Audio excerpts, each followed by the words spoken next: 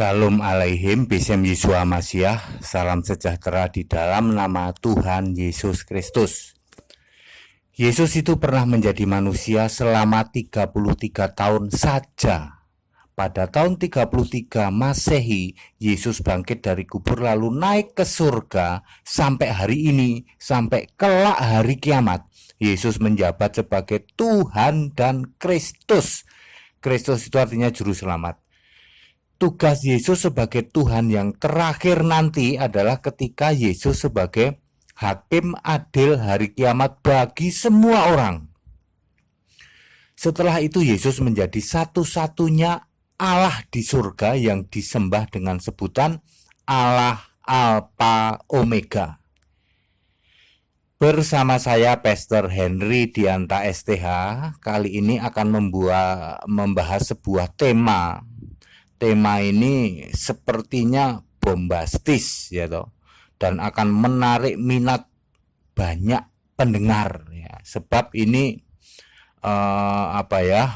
kontroversial banget gitu ya. Begini temanya, tidak ada nabi terakhir di Alkitab. Waduh ya, jadi kalau tema soal nabi terakhir itu pasti bombastis. Sebab di Alkitab ini jelas-jelas tertulis tidak ada nabi terakhir di Alkitab. Ya, Alkitab itu tidak mengenal nabi terakhir. Wow, sedangkan di luar sana Anda tahu ya, kalau bicara soal nabi itu wah udah ya, ada yang mengklaim dirinya sebagai ya begitulah ya. Tapi Alkitab ya menulis ya, sesuai tema kita saat ini, tidak ada nabi terakhir di Alkitab. Kalau di luaran sana soal nabi beritanya begini begitu, makanya ini kita mau luruskan. Tidak ada nabi terakhir di Alkitab. Lu berarti ada nabi terus dong? Yes. Tegas kan? Ya tegas, makanya ini akan menarik bagi orang untuk mendengar ya. Saudara-saudara ya, apa yang ingin saya kemukakan ini dasarnya harus Alkitab. Harus Alkitab.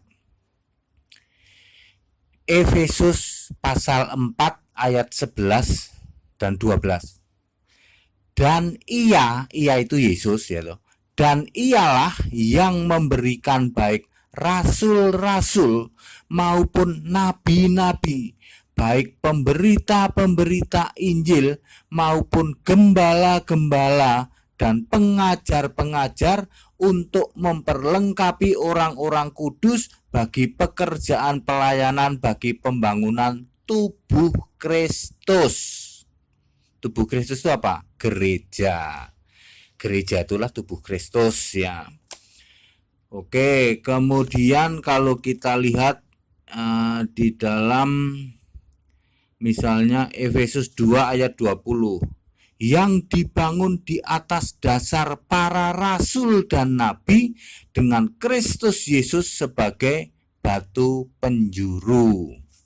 1 Korintus 12 ayat 28, dan Allah telah menetapkan beberapa orang dalam jemaat, pertama sebagai rasul, kedua sebagai nabi, ketiga sebagai pengajar.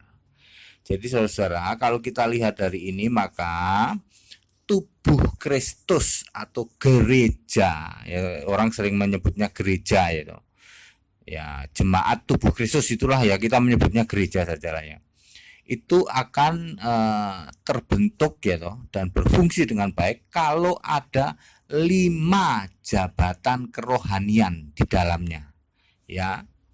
Pertama adalah rasul, kedua adalah nabi, ketiga adalah pemberita Injil, keempat adalah gembala, kelima adalah pengajar. Ya. Dalam bahasa lebih keren, nabi itu disebut prophet, rasul itu disebut apostle, penginjil, pemberita Injil itu disebut evangelis, ya toh. Pengajar itu disebut pastor gitu. Gembala mungkin disebut pendeta kali ya. Antara mana itu, pendeta atau pastor itu ya? Ya mungkin kalau kita ini coba pendeta saja ya, pendeta. Terus pengajar itu pastor ya. Baik saudara-saudara. Nah, ada satu poin yang sangat mutlak penting adalah begini. Dan ialah yang memberikan baik rasul maupun nabi, baik pemberita Injil maupun gembala maupun pengajar. Ia itu siapa? Yesus. Siapapun yang menjabat sebagai nabi atau rasul atau lainnya mutlak harus ditunjuk oleh Yesus. 1 Korintus 12 ayat 8, dan Allah telah menetapkan beberapa orang menjadi rasul, nabi, pengajar. Yesus Kristus itulah Allah yang memilih menjadi nabi. Seseorang itu dipilih menjadi nabi, entah rasul, entah evangelis, entah pendeta, entah pastor. Itu 100% yang milih harus Yesus. Kalau di luar sana ada yang ngaku-ngaku jadi nabi, sehebat apapun mereka ngaku jadi nabi, cek saja yang pertama yang milih Yesus atau enggak. Kedua, cek ajarannya. Ajarannya memuliakan Yesus atau menjauhkan dari Yesus. Memuliakan Yesus atau justru menghujat-hujat Yesus. Gampang banget ya itu menilai. Sebab nabi ini akan ada terus akan ada nabi. Ya. Oke. Nah, sekarang mari kita agak rinci ya. Ya, secara cepat saja ya. Jadi nabi itu tugasnya apa? Nabi itu prophet, ya toh. Tugasnya profesi. Profesi itu berhikmat atau bernubuat, menyampaikan perkataan Allah yang harus disampaikan kepada umat. Nabi itu nggak boleh khotbah, gitu. Nggak boleh. Masuk nabi khotbah. Nabi itu menyampaikan pesan-pesan Allah. Tidak usah khotbah nabi itu, ya. Contoh misalnya ini hanya contoh saya kan hanya contoh saja. Ya, misalnya dia punya hikmat, saudara-saudara, kita sebagai umat Kristen harus penuh hikmat ini bahwa untuk ke depan negara Indonesia ini, siapa yang bisa membawa Pancasila masuk istana, dialah yang akan menjadi pemimpin Indonesia yang dicintai rakyat. Misalnya, saya kan hanya misal nih ya. Ini kan menjelang pilpres, menjelang pilkada ya. Jadi siapa yang memakai tema membawa Pancasila masuk istana, dialah nanti yang akan memenangkan pilpres. Misalnya, sekali lagi hanya misal, itu karunia kenabian, sebab dia mendapatkan vision, mendapatkan apa? Visi dari Allah, mendapatkan hikmat dari Allah, suruh menyampaikan. Jadi dukunglah nanti di pilpres yang membawa Pancasila ke dalam istana. Maksudnya adalah Indonesia ini harus murni dan konsekuen Pancasila gitu loh. Toleransi, keberagaman itu harus. Nah, itu kan hanya misal. Itu contoh nubuat gitu. Karunia nubuat itu kenabian kayak gitu. Oke, terus rasul itu kerjaannya apa? Rasul itu misalnya tumpang tangan yaitu pembaptisan, baik baptis Roh Kudus. Itu adalah karunia rasul. Karunia apa? Roh Kudus gitu. Misalnya terus dia tumpang tangan, terus orang bisa berbahasa roh. Nah, itu tugasnya rasul. Karunia rasul. Yang nunjuk siapa? Yang nunjuk Yesus, ya toh. Mungkin nggak ya orang itu kenabian bisa, rasul bisa, mungkin saja. Tetapi nanti akan ada yang menonjol. Salah satu yang menonjol apa nabi apa rasul? Orang bisa saja ya toh, bisa semua, tumpang tangan bisa, hikmat Allah ada, tetapi nanti akan ada yang menonjol. Itulah yang diizinkan oleh Yesus ya toh. Jadi itu rasul ya, tugasnya itu apa tadi itu urusan karunia roh itu, tumpang tangan, baptisan Roh Kudus dan lain sebagainya. Terus evangelism artinya menginjil ini terutama keluar gereja, penginjil di daerah-daerah pedalaman, penginjil di tempat-tempat khusus, yaitu itu dulu. Kalau sekarang kebanyakan menginjil lewat medsos, media sosial, memberitakan kebenaran Injil Kristus tanpa menghujat pihak lain, tidak usah jelek-jelekin pihak lain. Beritakan saja kebenaran Injil Kristus. Itu para penginjil, enggak khotbah, saudara. Bisa enggak ya? Penginjil iya, tapi karunia kenabian iya, rasul iya, khotbah iya, bisa saja, tetapi nanti akan ada yang menonjol. Salah satu yang menonjol, oh ya berarti sebenarnya dia itu karunia utamanya penginjil atau evangelism gitu. Terus gembala itu sering disebut pendeta lah, saya menyebutnya pendeta saja.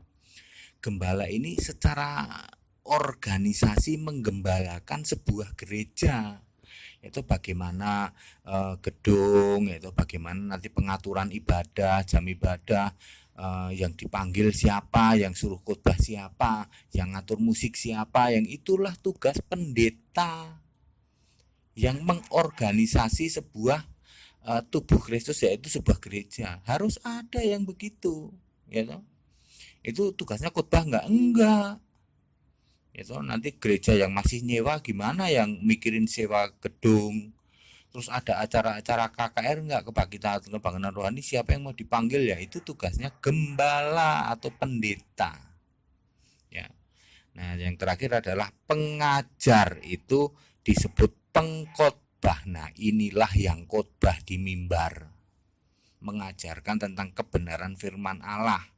Pengkhotbah atau pengajar inilah yang disebut pastor. Ya, saya sekarang kalau ini bersama saya Pastor Henry Dianta SD, artinya saya itu sering khotbah. Ya, sering mengkhotbah. Bisa nggak saya khotbah di YouTube? Bisa.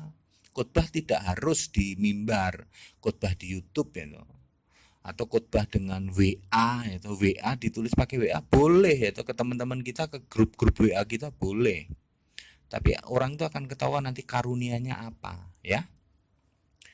Baik saudara-saudara, sudah jelas ya. Jadi ada jabatan-jabatan tubuh Kristus, artinya jabatan-jabatan gerejani gitu, yang ada di dalam setiap tubuh Kristus, yaitu 5 jabatan. 1, nabi. 2, rasul. 3, penginjil keluar sana. 4, gembala. 5, pastor atau pengajar atau pengkhotbah. Ya, kelima-limanya 100% dipilih oleh Tuhan Yesus Kristus sendiri. Dan nanti produknya pasti tidak menghujat-hujat Yesus. Kalau menghujat-hujat Yesus berarti nabinya palsu, rasulnya palsu, penginjilnya penginjil palsu. Penginjil kok menghujat-hujat Yesus, jelek-jelekin Yesus, berarti penginjil palsu. Pendeta kok menjelek-jelekin Yesus, berarti pendeta palsu. Pengkhotbah pastor kok khotbahnya menjauhkan jemaat dari Yesus, berarti pengkhotbah pastor palsu. Gampang tuh menilainya, gampang. Nah, di luar sana berapa banyak yang ngaku nabi? Ya, di Indonesia saja kita tahu semua kok, karena di medsos sudah ini, yang ini ngaku nabi, yang itu ngaku nabi. Di pulau sana ada yang ngaku nabi. Ya, di pulau ini ada yang ngaku nabi, ada yang wanita, ada yang ini. Ya. Karunia-karunia begini bukan untuk pamer. Tidak ada yang mungkin saudara-saudara, aku ini nabi loh. Enggak ada yang ngomong kayak gitu. Nabi atau bukan nabi itu dipilih langsung oleh Yesus, dan nanti orang lain yang menilai. Oh, ternyata Bapak itu karunia kenabian loh. Dia punya hikmat gitu. Hikmat sering mengatakan sesuatu yang logik dan dari Allah dan benar. Ya, kalau dari Allah pasti benar. Misalnya tadi, siapa presiden nanti yang membawa Pancasila masuk istana, itu pemenangnya. Itu karunia kenabian tuh. Tapi ini hanya contoh ya. Wah, boleh juga itu. Siapa membawa Pancasila masuk istana, dialah pemenang Pilpres. Wah, hebat juga itu. Itu misalnya itu. Saudara-saudara ya, jadi tidak usah mengklaim kamilah, akulah nabi. Di Indonesia aja banyak banget yang ngaku nabi, di luar negeri juga banyak banget yang mengaku nabi. Sampai hari ini mengujinya tinggal gampang, apakah dia menjauhkan, menjelek-jelekan Yesus apa enggak. Udah itu aja. Kalau dia adalah tidak menjelek-jelekan Yesus, berarti dia nabi beneran, karena yang milih Yesus. Kalau yang kerjaannya nabi kok ngajarinya jelek-jelekin Yesus melulu, berarti itu palsu. Rasul, katanya rasul, gitu. Rasul itu kan tugasnya karunia roh, gitu. Roh Kudus ya roh Yesus. Lah ini kok rohnya bukan Roh Kudus, tapi roh yang lain, berarti rasul palsu. Penginjil kok memberitakannya aneh-aneh, gitu. Aneh-aneh yang bertentangan dengan Injil Yesus, berarti penginjil palsu. Ya, gembala mendirikan gereja kok aneh ini, yang menyimpang dari kekristenan, berarti itu gembala atau pendeta palsu. Contohnya ada aliran Saksi Yehova dan Mormon, ada pendetanya nggak? Ada. Palsu apa enggak? Alah, tegas saja palsu, karena menjauhkan dari Yesus toh. Kriterianya kan itu di Alkitab sudah jelas. Semua yang milih Yesus, yang memilih Allah, Yesus sebagai Allah. Sekarang ini Yesus sebagai Allah. Ya. Demikian pula para pengkhotbah. Pendeta kok khotbahnya mengizinkan cerai, itu pendeta palsu apa enggak? Alah, gampang, tegas, palsu itu. Pendeta kok ngajarin boleh cerai, pendeta kok ngajarin boleh membenci, itu namanya pendeta palsu. Waduh, tepuk jidat ya. Nggak peduli senior tidak senior, pendeta ngajarin cerai, palsu itu udah. Pasti itu pendeta palsu, karena menjauhkan dari Yesus. Yesus nggak ngajari, Yesus membenci perceraian kok. Yesus mengajarkan kasih. Lah ini kok pendeta ngajarin nggak kasih ya? Gitu. Pendeta berpolitik, gitu. Ngajarin pilihlah dia. Pendeta berpolitik, ya pasti itu bukan jabatannya, palsu itu. Waduh, kalau gitu banyak pendeta palsu ya. Silakan Anda yang menilai. Ya. Di medsos ini berapa banyak yang mengajarkan kayak begitu ya. Saksi Yehova katanya. Alkitab nih salah nih. Anda sekolah kan bukan untuk mengkritik Alkitab. Sekolah baru jadi dokter baru nih, masih anyar. Udah mengkritik Alkitab, katanya salah katanya Alkitab. Yang benar ini nih, Saksi Yehova. Ya, pengkhotbah yang begituan itu yang palsu. Alkitab sudah menulis nanti ada nabi-nabi palsu, ada rasul-rasul palsu, ada penginjil-penginjil palsu, ada pendeta palsu, dan ada pengkhotbah palsu. Ya, waspada saudara-saudara ya. Inilah tugas-tugas kelima, tugas-tugas kerohanian dalam sebuah tubuh Kristus atau gereja. Baik saudara, jadi tegas ya, tidak ada nabi terakhir di dalam Alkitab. Karunia kenabian itu akan terus ada sampai akhir zaman, karena Tuhan Yesus Kristus masih tetap memerlukan manusia itu untuk menyampaikan firman-firmannya, menyampaikan maksud-maksudnya. Baik saudara-saudara, penjelasan ini jelas dan tegas, dengan maksud supaya tidak terjadi lagi hujat-hujat di sana-sana ya toh, mengklaim inilah nabi, entah apapun lah sebutannya ya. Alkitab menulis tidak ada nabi terakhir. Ya. Tetap akan terus akan ada nabi ya. Baik saudara ya. Pesan-pesan toleransi saya ulang-ulang, kita Indonesia, kita Pancasila, toleransi harus, keberagaman wajib disyukuri, bersahabat dengan beda iman itu bisa. Kalau toh dalam kehidupan sehari-hari kita menghadapi kenyataan, loh kok keimanan kita tidak sama, ya nggak apa-apa, toh kita bisa hidup bersama-sama. Ayo saling menghargai, saling menghormati, jangan hujat, jangan caci maki, sebab menghujat dan mencaci maki itu dosa. Kiranya bermanfaat. Shalom alaihim bisam Yesus Masih. Assalamualaikum warahmatullahi wabarakatuh. Isa al-Masih. Amin.